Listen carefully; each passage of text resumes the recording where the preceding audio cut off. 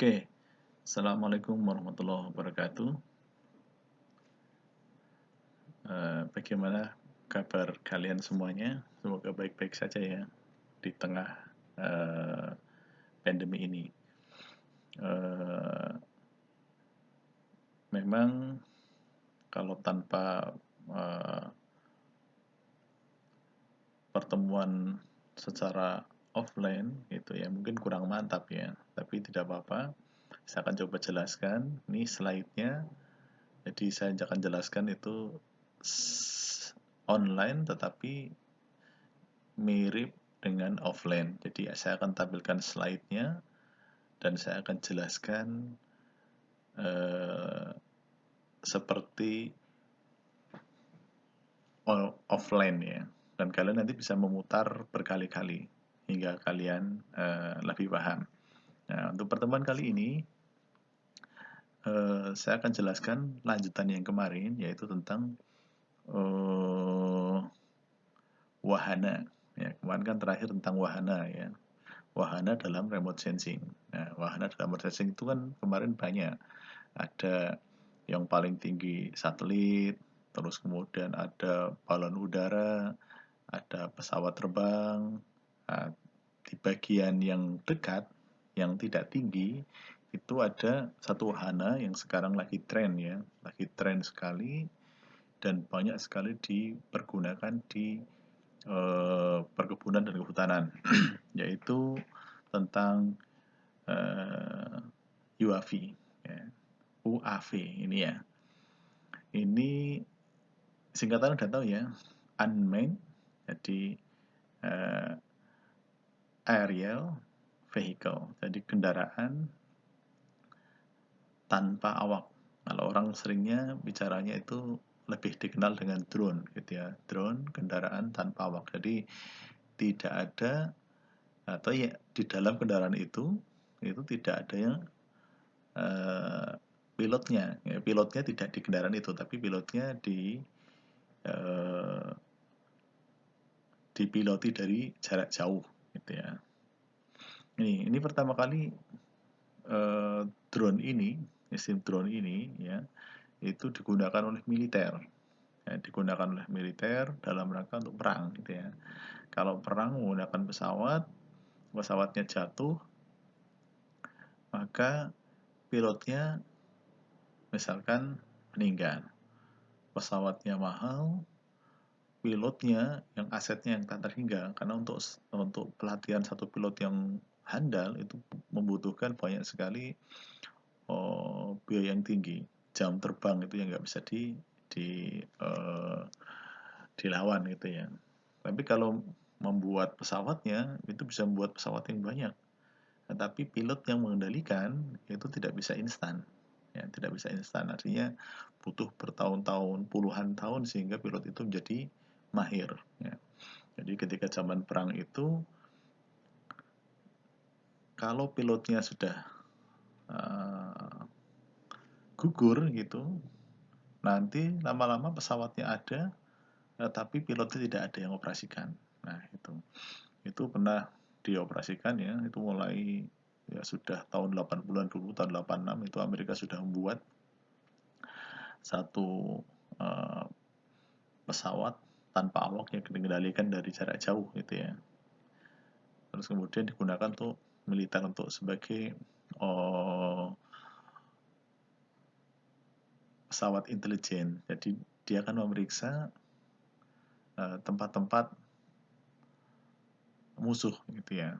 Nanti dia akan di-scan daerahnya, ada informasi apa, kemudian akan dikabarkan ke pusat kontrol.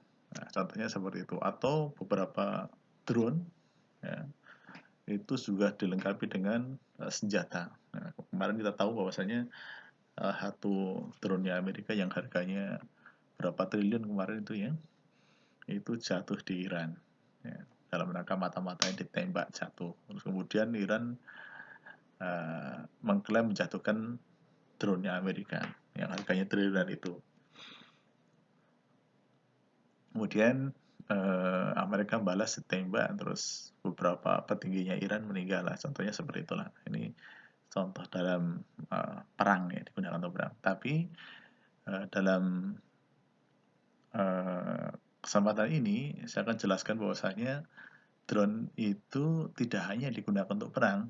Ya, di sini drone itu digunakan sebagai wahana dalam remote sensing tadi. Ya, kita tahu kalau satelit tinggi banget, terus kemudian harganya mahal, tidak bisa merekam kapan saja. Tetapi kalau menggunakan drone, drone itu bisa diterbangkan kapan saja, dan untuk saat ini harganya juga sudah terjangkau gitu ya, terjangkau. Kalau dulu ya drone dulu harganya triliunan, sekarang drone hanya ratusan juta saja. Bahkan kalau kalian lihat, misalkan menggunakan Phantom itu ya, drone yang sekarang ini itu harganya sudah paling 7 jutaan lah, yang Phantom 3 standar. Atau kalian bisa buat drone-drone sendiri ya, yang penting bisa ngangkat ya. Yang penting ada baling-balingnya, ngangkat terus kemudian dikasih kamera, itu kan murah sekali, paling hanya 300-400 ribu itu sudah bisa mengangkat kamera. Nah, kamera ketika mau foto maka dia menjadi remote sensing fotonya. Nah, itu yang ngangkat drone itu namanya wahananya gitu ya. Jadi yang akan saya jelaskan di sini adalah tentang drone ya, drone lebih spesifik lagi gitu ya, wahana dalam remote sensing. Saya khususkan lagi tentang drone, jadi kalian akan saya ajarkan tentang drone agar kalian lebih mengenali lebih detail tentang drone. Dan beberapa untuk mahasiswa itu yang mungkin nanti PKL-nya di kampus itu biasanya akan dikenalkan dengan drone, bagaimana cara mengoperasikan drone untuk mapping, pemetaan, drone untuk mengambil gambar, video, dan seterusnya. Itu akan ada pelajarannya dan ada prakteknya juga. Oke, saya kira seperti itu. Nanti kita akan jelaskan lebih lanjut di slide 2 tentang jenis-jenis drone. Nah, jenis-jenis drone yang ada di ya paling tidak ada di kampus kita gitu ya, atau di dunia sana, di luar kampus. Oke, kita lanjut ke slide ya. Oh ya, ini yang ini kalian bisa lihat itu ya, gambar yang ada di slide itu ya. Ini drone, ini remote sensing drone. Terus yang sebelah sini ada, yang tengah itu satelit, yang kiri drone multicopter, yang kanan drone fixed wing itu. Terus kemudian alat-alat yang berhubungan dengan drone, ada GPS, ada software pengolahnya, ada hasilnya, dan seterusnya. Kita lanjut aja ya, slide ke-2. Oke, slide 2. Tentang jenis-jenis UAV ya. Jenis-jenis drone. Ini drone unmanned aerial vehicle. Jadi kendaraan udara tanpa awak, nggak ada orangnya gitu ya. Ini jenis-jenisnya ada, kalau dulu cuma 2 aja ya, baru mengenal 2. Sekarang makin kesini teknologi makin maju. Yang pertama adalah drone multicopter ya. Kalian bisa lihat drone multicopter.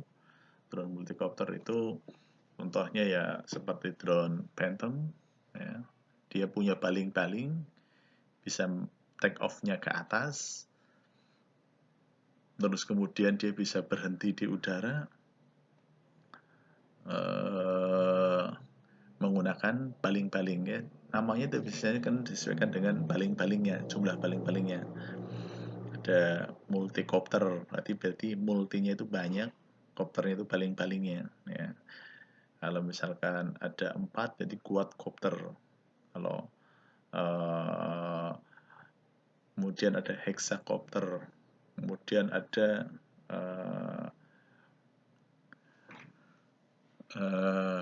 kopter-kopter yang lain ya. Baling-balingnya kan kalian bisa melihat ada yang 4, ada yang 6, ada yang 8, disesuaikan dengan jumlah baling-balingnya. Ini yang pertama. Kemudian yang kedua fixed wing ya. fixed wing. Fixed wing itu drone yang punya sayap. Dia punya sayap ya. Kalau yang multicopter tidak punya sayap, yang ini punya sayap. Dia didorong ya, mirip pesawat ya. Pesawat tapi kan kecil ya. Ukurannya kalau kita punya itu kira-kira 180 meter ya sayapnya, bentang sayapnya, hampir 2 meter. Bentang sayapnya hampir 2 meter. Di belakangnya ada baling-balingnya. Kalau kalian lihat, kalian mungkin sudah pernah melihat aslinya ya, ketika dulu waktu kalian mulai pas mulai masuk ke Insiper ya, pas ada stasiun drone kalau tidak salah itu, kalian dikenalkan sedikit. Nah ini jenis fixed wing yang kedua, dia menggunakan sayap. Ini lumayan cepat ini ya, kecepatannya itu bisa sampai 80 km per jam. Itu kalau multicopter itu kecepatannya paling ya 60-an lah maksimal lah. Ini contohnya yang seperti ini pakai fixed wing itu ya Skywalker X8 gitu ya. Nanti kalian bisa cek atau cari di internet ya. Contoh-contohnya. Terus kemudian ada yang jenis ketiga, ya, yang tadi menggunakan sayap. Yang ini lagi baru dan banyak yang menjual sekarang, ya modif kombinasi antara multicopter dan fixed wing, ya menggunakan VTOL ya. Vertical take off landing. Jadi salah satu masalah di drone ini adalah pilotnya ya. Itu jadi masalah. Kenapa? Karena tidak banyak orang bisa menerbangkan drone, terutama drone yang fixed wing. Drone fixed wing ini, yang ini ya, gambar ini drone fixed wing, dia misalkan kecepatannya 60 sampai 80 km per jam. Dia terus jalan, tidak bisa berhenti. Ya, kalau multicopter kan bisa berhenti. Ya, namanya hovering. Hovering itu berhenti di udara gitu ya. Ini tidak bisa kalau yang fixed wing. Ya tidak bisa jalan terus, makanya harus dijalankan sama pilot yang profesional. Nah kalau pilotnya nggak bisa, risikonya nabrak. Ya kita tahu di dalamnya drone ini kan banyak komponennya. Nanti saya sebutkan komponen-komponennya ya. Ada kameranya, ada GPS-nya. Kalau kena hancur, nah, kameranya padahal harganya mahal, ya maka lahirlah drone versi ketiga ini masih baru, masih hangat-hangatnya kalau sekarang ya, yaitu vertical take off landing. Jadi kalian bisa lihat YouTube-nya di sini ya. Contoh YouTube-nya drone yang dimodif jadi VTOL ini. Jadi drone fixed wing, tetapi take off-nya itu dia secara vertikal. Terbang dulu naik ke atas, kemudian setelah atas langsung take off ya. Wes gitu kenceng. Nah, jadi lebih mudah. Soalnya kalau mengoperasikan drone fixed wing ini, yang fixed wing ya, yang ini yang nomor 2, itu butuh lapangan yang luas. Ya, paling tidak butuh lapangan yang 100 meter lah ya, 100 meter untuk take off dan landingnya. Ya, kalau itu pun kalau orang yang belum benar-benar pinter, yang operasikannya itu masih nabrak pohon atau nabrak batas atau kurang panjang ya, sehingga pas waktu landing itu seakan-akan lapangannya kurang panjang ya, sehingga nabrak rumah dan seterusnya. Itu pernah saya alami dulu ya ketika pertama kali latihan itu dengan luas lapangan yang kurang lebih itu 100 meter itu ternyata kurang ya, kurang dengan kecepatan drone yang 80 km per jam turun ke bawah menuki, terus landingnya seperti pesawat gitu. Nah, pernah nabrak pohon juga berapa kali ya. Tentang drone fixed wing, VTOL tadi itu gabungannya. Jadi naik ke atas seperti pentol, setelah sampai di atas itu dia itu langsung take off ya. Ini adalah contoh dari jenis UAV Ya, ini yang dipunyai kampus itu yang nomor 1 dan 2. Nomor 1 kampus punya multicopter, ini yang paling-palingnya ada 6, masih punya 1. Kemudian yang paling-palingnya ada 4, itu Phantom itu punya banyak ya. Kemarin saya belikan berarti ada Phantomnya 2, kemudian DJI Spark 1, kemudian drone untuk latihan ya, drone mainan itu banyak itu, ada 8 atau 10 drone ya, biasanya untuk PKL. Oke, ini adalah penjelasan tentang jenis WAV ya. Saya lanjut ke slide yang ketiga. Oke, di slide yang ketiga nih, multicopter. Ini multicopter contohnya. Tadi ada multicopter, fixed wing. Yang ini multicopter. Ini multicopter ini contohnya. Contohnya multicopter. Ini kalian bisa lihat ya, jenis-jenis terusnya. Sekarang kalau multicopter itu banyak dipakai untuk pemetaan, ya, pemetaan untuk daerah-daerah yang sempit. Itu terus kemudian banyak digunakan untuk membuat vlog atau film atau video ya, buat vlog, film, video. Nah, sekarang udah ada yang canggih tuh, misalkan menggunakan drone yang DJI Spark. Ini beberapa sudah banyak yang punya ya, perorangan pun banyak yang punya, harganya nggak terlalu mahal, sekitar 5 atau 6 juta. Nah, kalau yang Spark itu, yang contoh Spark itu yang ada di sini nih, yang kecil di pojok kiri, yaitu yang warna merah itu ya, itu Spark. Kemudian yang atas ini ada yang bawa pupuk bisa juga. Yang atas, pojok kanan atas itu yang kampus punya itu ya, mirip-mirip seperti itu. Tuh. Ini contoh-contoh multicopter. Nah, ini disesuaikan dengan jumlah dari namanya, di jumlah dari propellernya, propeller atau baling-balingnya ya. Hexacopter atau octacopter itu disesuaikan dengan baling-balingnya, atau quadcopter berarti 4, hexa berarti 6, octa berarti dia nanti ada 8 dan seterusnya ya. Ini kalau yang seperti ini dia mempunyai beberapa kelebihan dan kekurangan ya.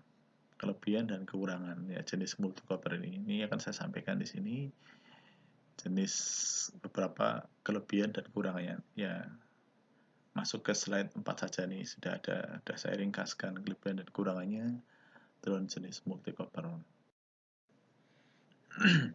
Baik, di slide 4 ini ya, kalian bisa lihat multicopter ya, multicopter.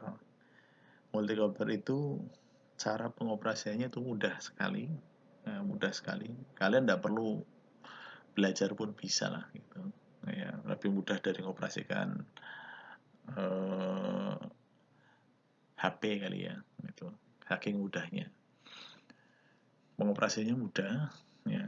Orang kalau ditunjukin nih caranya gini loh, untuk naik ini, turun ini, kanan ini, kiri ini, itu insya Allah langsung bisa mengoperasikan helikopter gitu ya. Ya mudah pengoperasiannya, kita belajar bisa dengan cepat ya.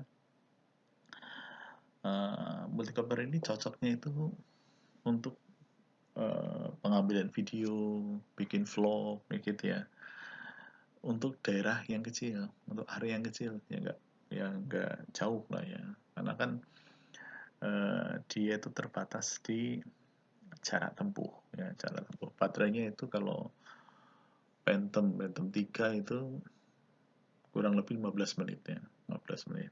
Phantom 4 pun ada yang 15 sampai maksimal 25 menit, ini tergantung dari kecepatan angin ya. Kalau anginnya kenceng maka cepat sekali baterainya habis. Nah, itu multicopter, mudah pengoperasiannya, kalian belajar cepat bisa. Dia cocok untuk area yang kecil ya, karena borosnya di baterai. Kenapa boros di baterai? Itu karena baling-balingnya banyak ya. Kalau baling-balingnya banyak mesti boros baterainya ya. Ini salah satu menjadi masalah di drone, itu adalah baterai ya, baterainya masalah tuh. Jadi kalau pengen baterainya besar, ya baterainya besar itu, maka dibutuhkan ya kapasitas baterai yang besar dibutuhkan atau membutuhkan misalkan bentuk dari baterai itu yang gede, baterainya gede, kapasitasnya, maka baterainya lebih besar ukurannya, dan baterainya menjadi lebih berat. Ya. Oh, saya akan gedein baterainya nih, misalkan ya, baterai drone yang ada di tempat saya itu ada yang terbesar itu 20.000 mAh dengan kira-kira itu 20.000 mAh itu 6 sel ya, 6 sel berarti 6 sel itu 6 lapis ya, 6 lapis 20.000 mAh itu gedenya itu baterainya hampir sebatu bata yang gede itu ya, dan beratnya itu hampir mungkin 2 kiloan lah ya, baterainya berat. Itu juga akan membebani drone-nya itu, drone membawa beban berat maka baterainya boros, apalagi kena angin ya, apalagi dia melawan angin ya. Nah, kalau yang menggunakan multicopter ini dia akan melawan angin. Di dalam drone itu ada satu komponen namanya GPS. Ya, GPS itulah yang membuat drone itu bisa hovering, tetap diam menjaga posisi. Nah, misalkan dia terbangkan ke atas, kita diam, drone itu akan berhenti di situ dan menjaga posisi. Ketika kena angin, dia akan melawan angin dan akan mempertahankan posisi di situ. Nah, itu posisi GPS-nya dipertahankan oleh drone. Nah, untuk mempertahankan itu butuh kekuatan baterai yang besar, sehingga drone-drone multicopter itu sangat boros, ya, sangat boros sekali, hingga baterainya cepat habis ya. Nah, contohnya ketika saya menggunakan baterai tadi yang ukurannya sebesar batu bata itu, berat sekali, itu hanya bertahan kurang lebih 30 menit ya, 30-40 menit, hebat sekali itu ya, 30 menit itu bertahan 30 menit saja itu. Nah, contohnya seperti itu. Nah, multicopter ini juga mudah mengatur ketinggian. Nah, tingginya bebas kita, kan ke atas ya, drone-nya bisa naik ke atas, turun, naik, turun gitu ya. Naik ke atas terus turun lebih mudah, enggak secara vertikal ya, naik ke atas vertikal. Nah, kita bisa ukur ketinggiannya, oh saya mau foto objek di ukuran 30 meter, langsung naikkan ke 30 meter. Saya akan foto objek di 60 meter, naikkan 60 meter, dan seterusnya. Jadi dibuat seperti itu ya. Tentunya biasanya saya kalau memfoto menggunakan drone ya, multicopter ini di ketinggian 150 meter ya. 150 meter itu drone-nya kalau terbang udah kecil banget ya. Jadi dengan ketinggian drone tadi, maka objek yang akan kita foto atau kita buat video itu bisa disesuaikan kedetailannya. Oh, saya pengen lebih detail, berarti drone-nya lebih dekat lagi, 10 meter, 20 meter, 30 meter, dan seterusnya. Ya, nih salah satu kekurangannya itu boros sumber tenaga.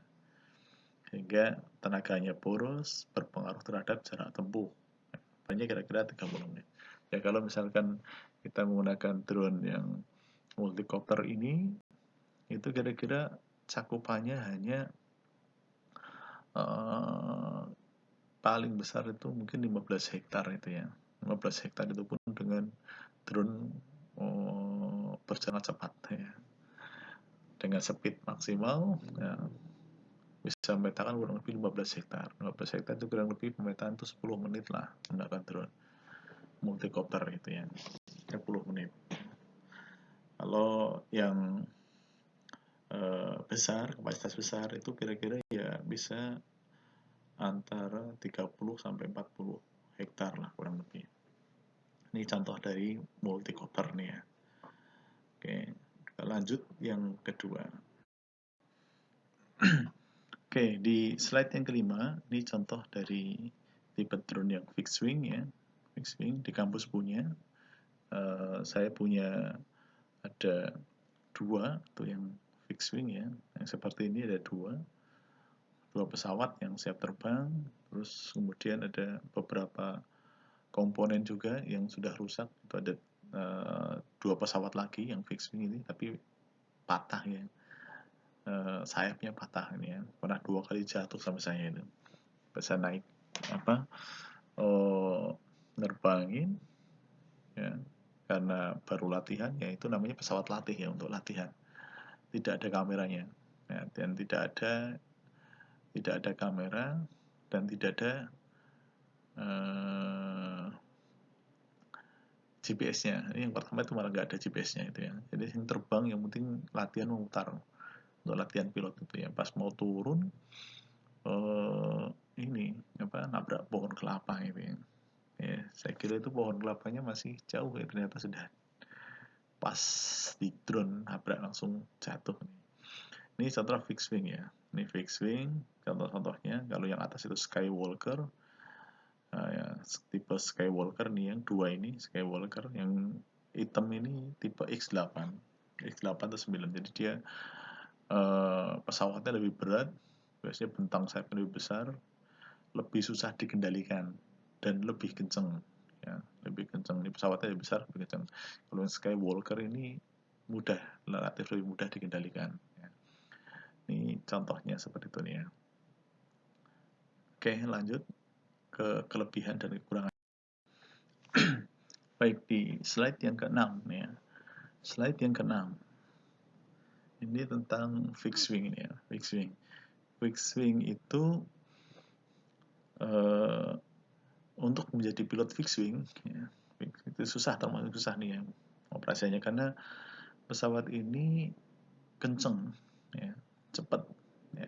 Tadi tahu yang fixed wing tadi ya, kayak pesawat tuh cepat dan nggak bisa berhenti di udara. Jadi terus jalan terus ya, dalam 1 menit misalkan rata-rata kecepatannya itu 12 meter per detik. Jadi dalam 1 detik tik dia sudah jalan 12 meter. Makanya kita harus lebih hati-hati di sini. Harus lebih banyak latihan ya, lebih banyak latihan ya. Seperti kalian mengoperasikan atau nyetir sepeda motor lah gitu ya, nyetir sepeda motor atau kalian nyetir mobil, itu lebih banyak latihannya. Kalau belum banyak latihan, nerbangin fixed wing sangat berat sekali. Resikonya jatuh, pesawatnya mahal ya. Pesawat kita kan tuh harganya dulu 150 juta ya. Nah, kalau jatuh rusak ya gimana, sayang ya. Makanya perlu latihan dulu menggunakan pesawat latih ya, pesawat latih yang di dalamnya tidak ada komponennya ya, hanya pesawat saja, menggunakan remote pesawat terbang mutar-mutar gitu ya. Dan saya sudah menghabiskan 2 pesawat latih ya, rusak, jatuh, pecah gitu. Jadi lebih susah, ini butuh jam terbang. Semakin sering mengoperasikan ya, maka nanti ini jadi semakin mahir kita, semakin mahir. Kalau udah mahir udah lebih mudah gitu ya. Ini mirip-mirip pesawat yang untuk aeromodeling ya, udah kenceng banget gitu ya, seperti pesawat biasa, tetapi kita ngoperasikannya dari bawah, makanya itu agak susah. Nah, ini cocok untuk pemetaan yang besar. Ini kenapa cocok ini? Karena baling-balingnya kan kecil ya, baling-balingnya kan kecil, hanya ada 1 gitu ya, 1 atau 2 atau berapa, kecil. Dorongnya itu dari belakang, nggak dari atas, dorongnya dari belakang. Jadi satu pesawat ya itu didorong dengan baling-baling di belakang. Kalau kalian lihat misalkan di contoh yang paling gampang itu pesawat, kalian buat pesawat tanah ya, membuat pesawat dari kertas ya. Dulu waktu kecil mungkin kalian sering buat itu, membuat pesawat dari kertas, kalian terbangkan, duk, lempar ke atas, itu terbang. Seperti itu aja sudah terbang ya. Itu akan terbang terus kalau di belakangnya dikasih baling-baling kecil ya. Sekarang kalian bisa lihat di YouTube, sudah banyak orang yang menjual seperti itu. Jadi pesawat kertas belakangnya dikasih baling-baling kecil. Nah, ini fixed wing itu seperti itu, tapi lebih besar ya, dengan bentang sayap itu kalau yang punya kita 1,8, ada yang satu lagi itu hampir 2,8, 2,9 meter ya. Bentangnya itu hampir 3 meter. Ya, bentang sayapnya itu pesawat di atas mesinnya mati aja, itu pesawatnya masih jalan ya, masih jalan, bisa jalan gitu ya. Jadi tanpa mesin pendorong pun pesawatnya masih bisa mengambang di udara. Ini contohnya misalkan satu pesawat mesinnya mati, ya, pesawat beneran ya, mesinnya mati, itu dia masih bisa turun dan mendarat, ya, turun dan mendarat dari bentang sayapnya itu.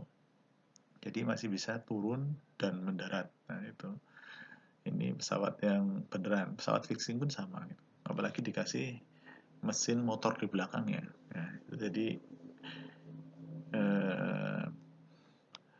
lebih tahan lama baterainya. Ya. Ini cocok untuk daerah pemetaan yang besar, ya, untuk kehutanan itu cocok sekali, untuk perkebunan kelapa sawit itu cocok sekali ya. Nah, ini take off dan landingnya itu butuhkan tempat yang luas. Nah, ini kalau kalian mau take off di sini itu atau landing butuh tempat yang luas, ini yang susah.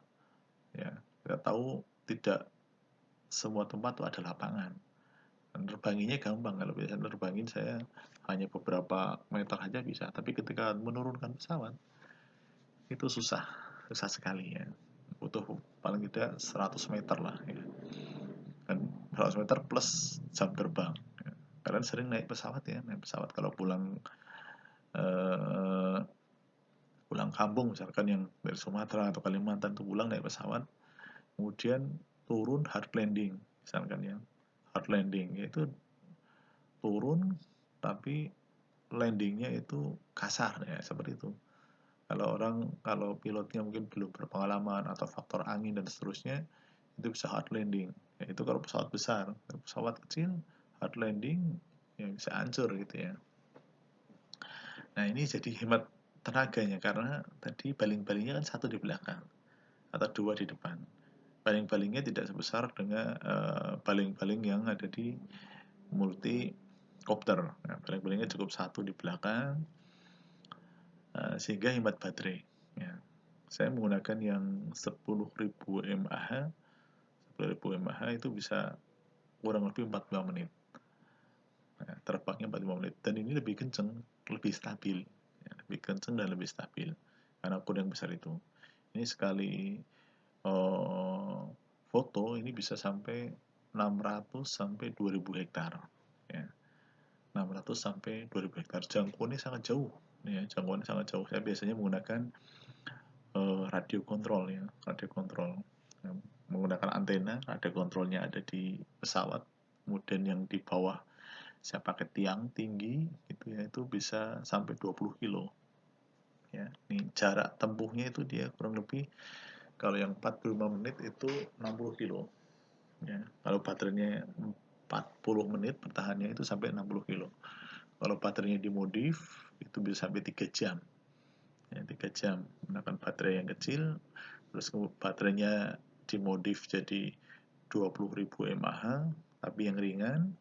Terus kemudian propellernya, baling-balingnya diganti yang lebih kecil, itu bisa tahan ya. Tapi pesawatnya memang relatif lebih lambat, tapi bisa tahan, itu bisa sampai 120 kilo. Jadi 120 kilo kalau pesawatnya take off-nya di Jogja, dia bisa langsung landing di Semarang ya. Di Semarang langsung landing di sana itu.